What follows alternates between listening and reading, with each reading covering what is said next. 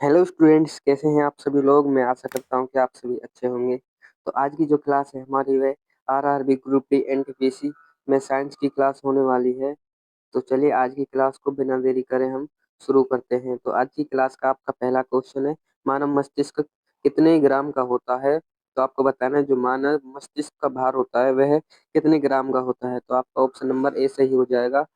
1350 ग्राम का मानव मस्तिष्क का भाग होता है।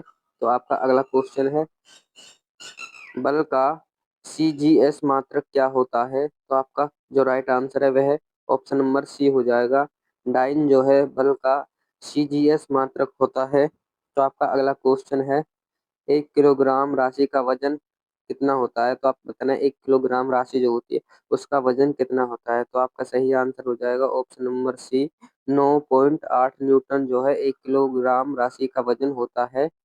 तो आपका अगला क्वेश्चन है, एक अश्व शक्ति किसका एकक है। तो आपको बताने एक अश्व शक्ति जो है वह किसका एकक है। तो आपका ऑप्शन नंबर सी सही हो जाएगा, वह शक्ति का एकक है। तो आपका अगला क्वेश्चन है, प्रकाश वर्ष किसकी इकाई है। तो आपको बताना है प्रकाश वर्ष जो होता है वह किसकी इकाई होती है। तो आपका ऑप्शन नंबर बी सही हो जाएगा, दूरी जो है इसकी प्रकाश वर्ष इकाई होती है।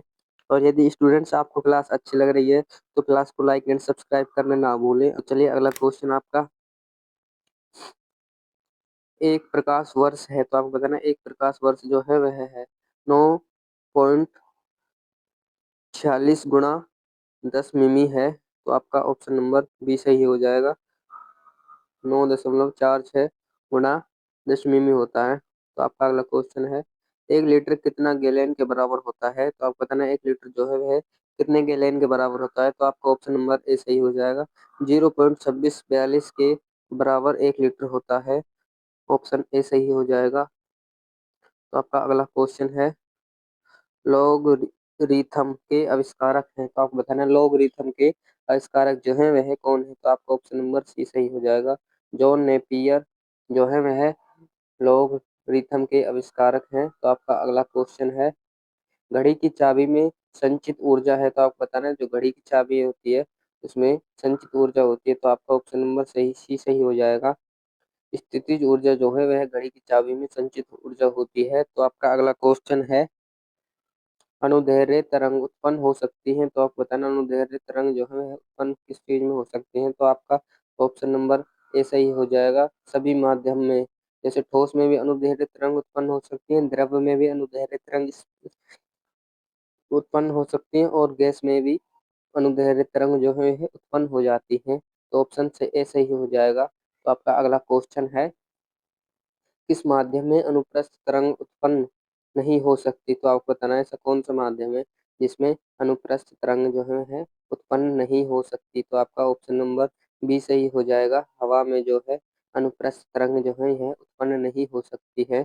तो आपका अगला क्वेश्चन है, प्रतिध्वनि का कारण है। तो आपका कहना है प्रतिध्वनि का कारण है। तो ऑप्शन ए सही हो जाएगा, ध्वनि का परावर्तन प्रतिध्वनि का कारण है।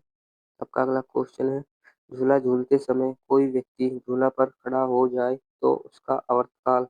ऑप्शन नंबर बी हो सही हो जाएगा, उसका आवर्तकाल जो है वह घट जाता है, घट जाएगा। आपका अगला क्वेश्चन है, यदि झूले पर एक व्यक्ति के स्थान पर दो व्यक्ति बैठ जाएं तो आवर्तकाल जो है वह अपरिवर्तित रहेगा। तो ऑप्शन सी सही हो जाएगा। आपका अगला क्वेश्चन है, सेकेंडी पेंडुलम का आवर्तकाल होता है। तो आपको बताना सेकेंडली पेंडुलम का आवर्तकाल जो है वह कितना होता है। तो आपका ऑप्शन नंबर बी सही हो जाएगा, 2 सेकंड सेकेंडली पेंडुलम का आवर्तकाल होता है। तो आपका अगला क्वेश्चन है, केस नली में जल का ऊपरी सतह होता है। तो आप बताना केस नली में जल का ऊपरी सतह जो है वह होता है। तो ऑप्शन बी सही हो जाएगा, उत्तल। तो आपका अगला क्वेश्चन है, द्रव्य का घनत्व अधिक होने पर पृष्ठ बढ़ जाता है। तो आपका ऑप्शन नंबर ए सही हो जाएगा। आपका अगला क्वेश्चन है, ऊंचाई बढ़ने से वायुमंडलीय दाब। तो आपका ऑप्शन नंबर बी सही हो जाएगा, घटता है। वायुमंडलीय दाब ऊंचाई बढ़ने पर जाने पर घटता है। आपका अगला क्वेश्चन, एक बार बराबर होता है। तो आपको बताना एक बार किसके बराबर होता है।